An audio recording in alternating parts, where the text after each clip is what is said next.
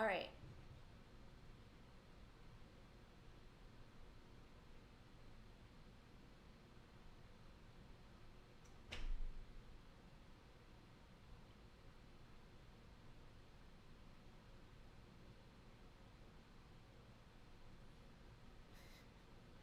I think this is working. This is really crazy, folks. Okay.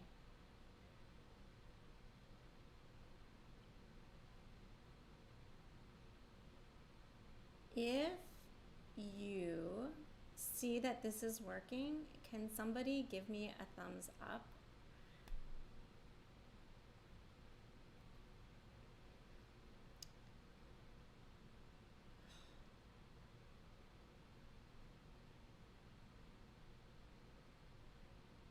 Okay, we're just gonna go for it.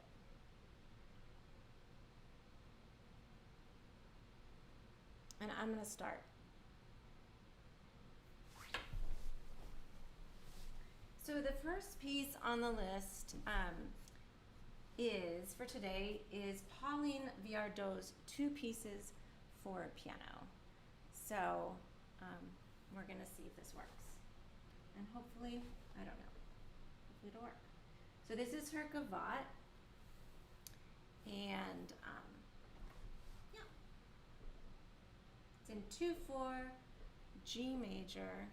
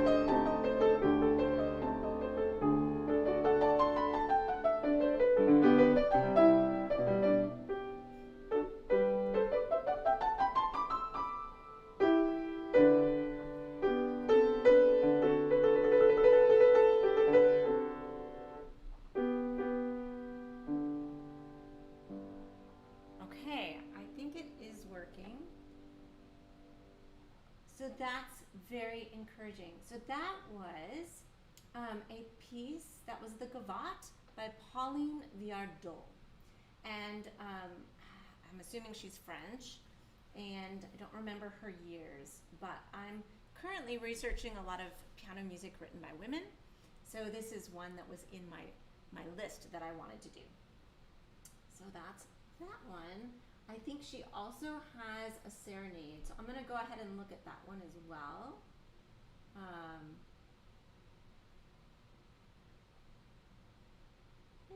Yeah, this one looks a little trickier. So actually I think we have a lot on the docket today, so I might go ahead and go on to the next one. I can always come back to that one. The next piece, this one was requested by one of the people that likes to listen, and this is by the composer himself. And I'm sorry if is it Louis Sauter? Maybe he can correct me on how to say his name. But this is his Les Noches de Chounet, and he had requested, I've already done the third movement, so today we're gonna do the first and the second movement. The first movement is like a Hungarian dance. It's an homage to Bela Bartok, so this should be lots of fun. All right, Vivo, oh dear, Vivo is always exciting.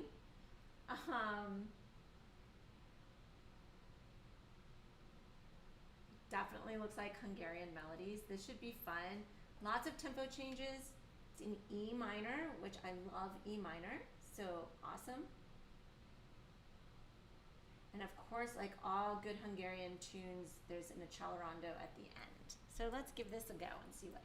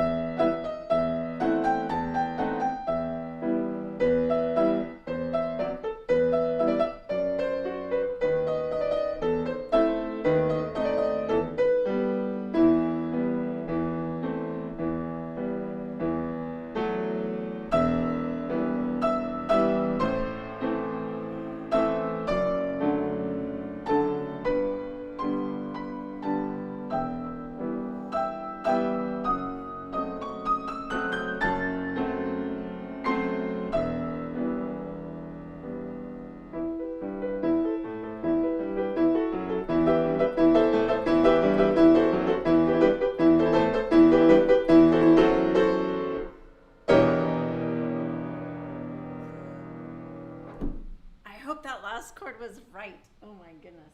That was a lot of fun. I love Hungarian tunes. Lots of fun to hear those. All right. Next on the docket is Les Noches de Hélène. And this is an homage to Frédéric Chopin. And again, this is by Louis Sauter. E minor still, very Chopin-esque left hand. So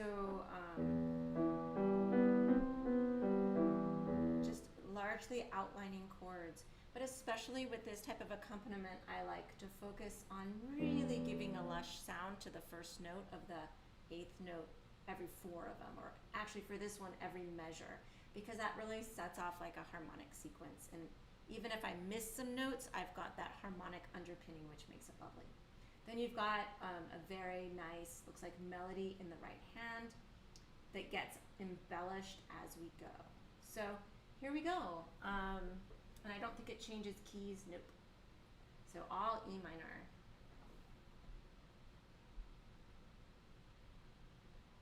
I'm trying to figure out.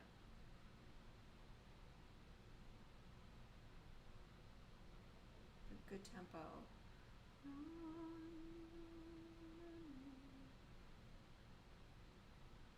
3, 4.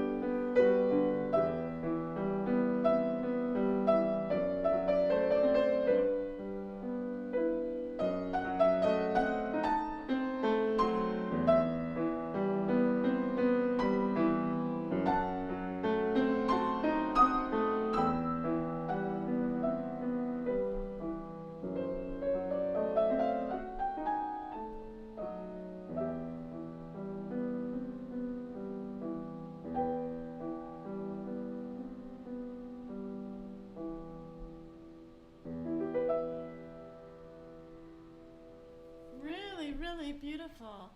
I enjoyed that. So thank you for sending that along. I appreciate it. Okay, next.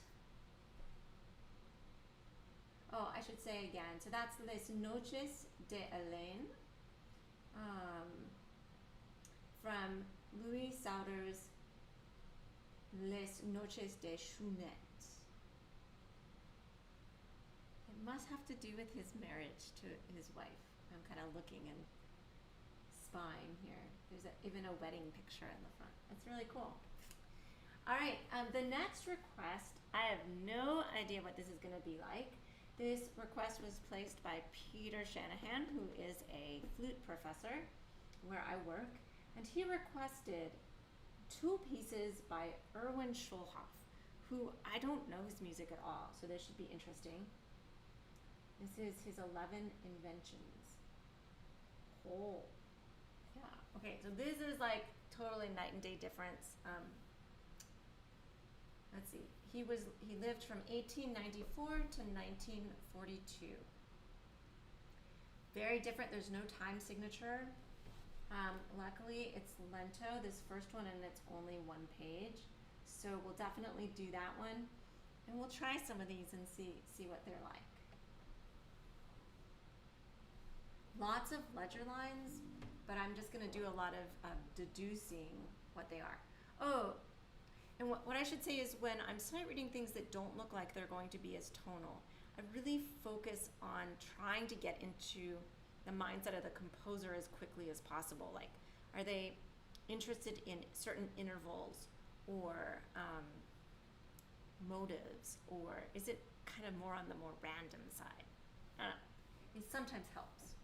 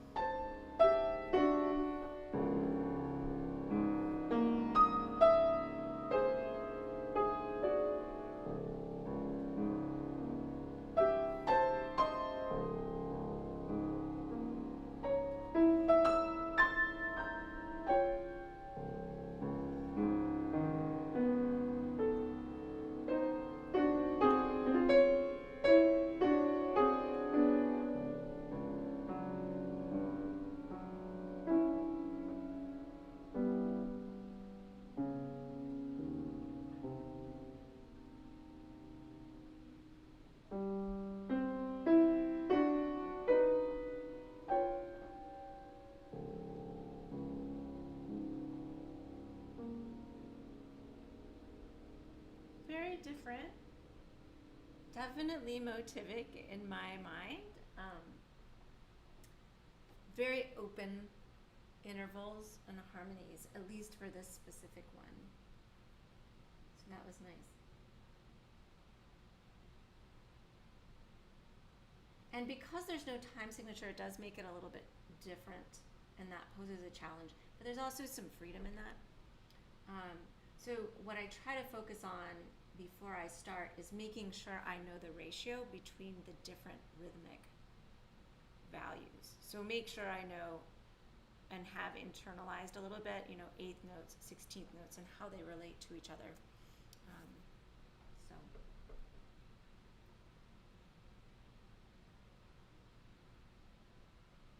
This one, the second one, is marked Allegro molto. This should be interesting. No key signature, but of course there's lots of accidentals. Very motivic again.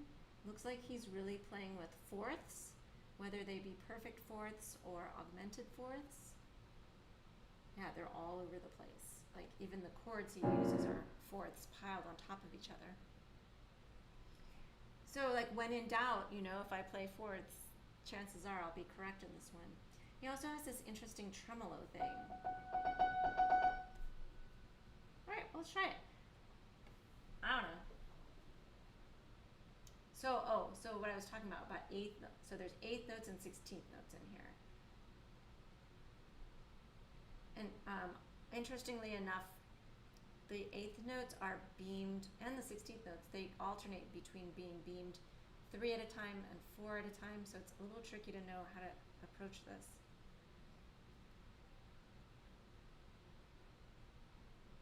So I think for this one, I'm gonna largely just go for, I want the 8th notes to be slower than the 16th notes. I don't know. Okay.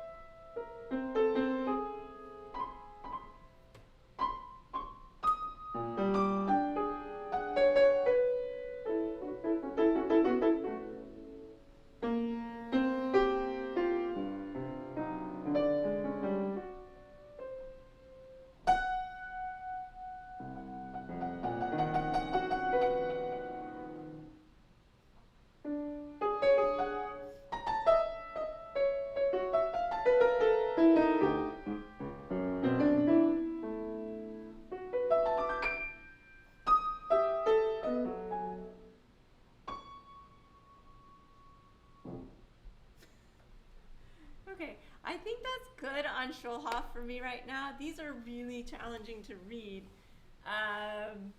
for multiple reasons, but I always like to take on a good challenge. And especially with music like this, another one of my goals, in addition to just trying to get into the mind of the composer as quickly as possible, which I do for all pieces actually, but even more so for this music, is I really try to grasp onto like different textures and anything that smacks of being lyrical or melodic. I try to really grab onto those because that will help to create some different texture in there. So texture, I guess I look for texture. All right, so we're gonna move on from Schulhoff for now to another request, which was, okay, and this is actually really long. This is Richard Wagner's Fantasia. I do not know this. I am not a huge fan of Wagner. I'm just going to say that right now, but that's okay. It looks actually quite operatic because there's recitatives, so that's kind of interesting. It looks like it's going to be in F sharp minor.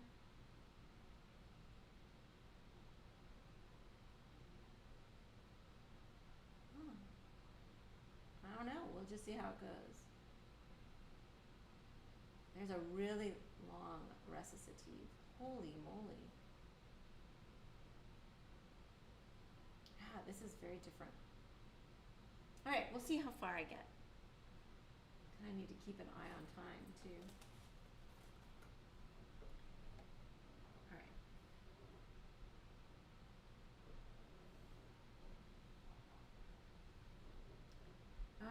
Most of the rhythmic movement is eighth notes. There's no metronome marking to give me a clue. So I'm kind of just guessing based on the style of the music and the melody.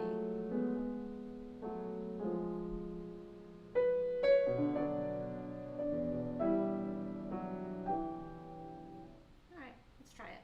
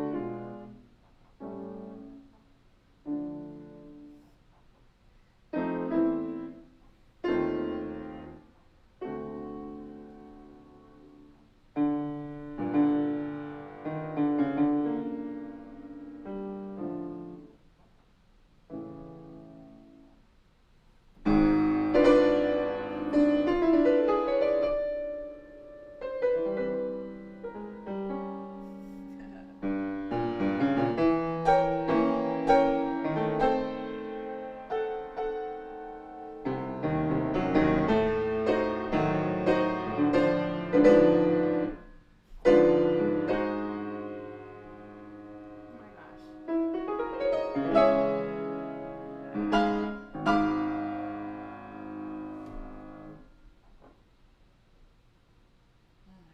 we're almost done.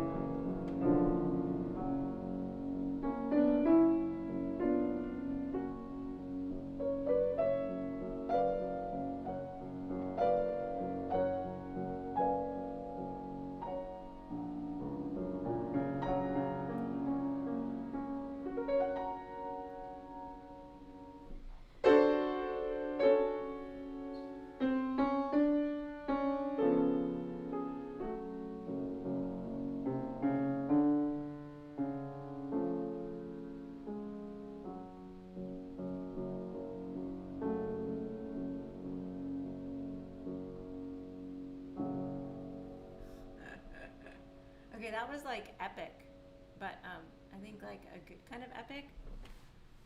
So thank you for that recommendation. That was Wagner's Fantasia. So wow, I mean, talk about orchestral, lovely sounds and that type of thing. So that's pretty cool. So I'm glad to have been introduced to that. And yeah. Okay, I think the other request, there was another request that was a Schulhoff piece. And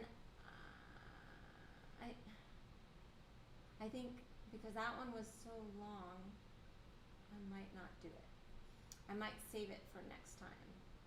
So that I don't know if this is any better. Okay, so somebody mentioned lists egglog because I did an egglog last time, and so I think he thought, oh sure, but I don't know it. It's Allegretto though. I don't know.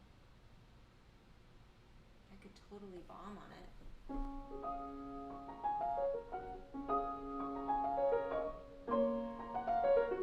I'm not very good at lists, I'm just saying.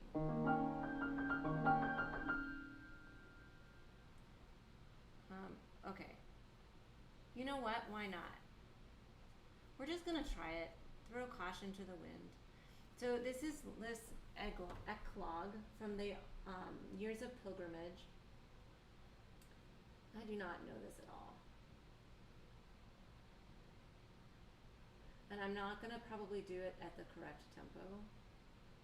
But let's give it a whirl. It's in a flat major.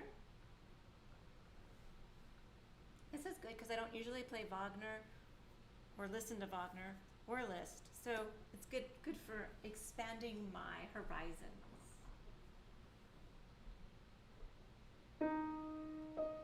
Oh, that's way too slow.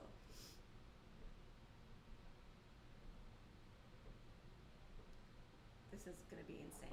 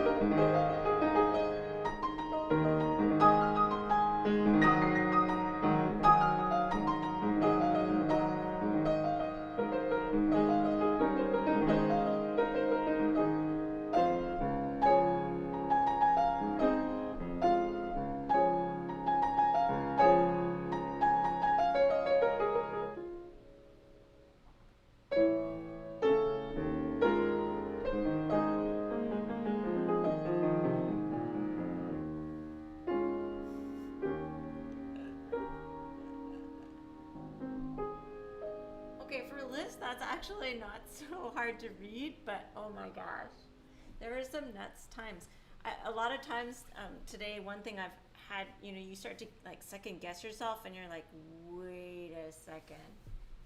What clef is my left hand in? I'm very confused. I had several of those moments. All right, it's 2 o'clock, but I got started a little bit late because of my technical difficulties. So thanks for those that hung in with me, and I'm assuming this is still working.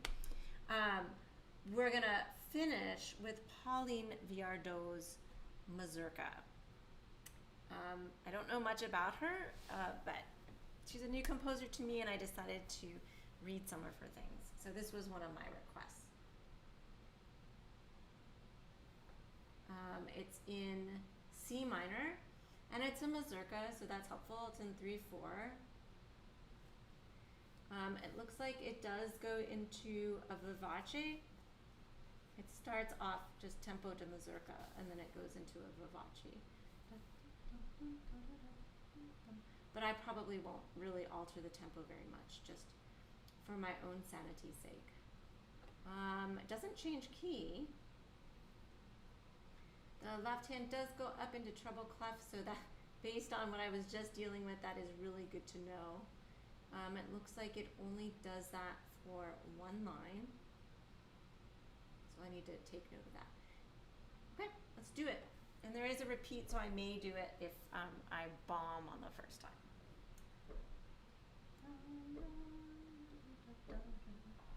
1, 2.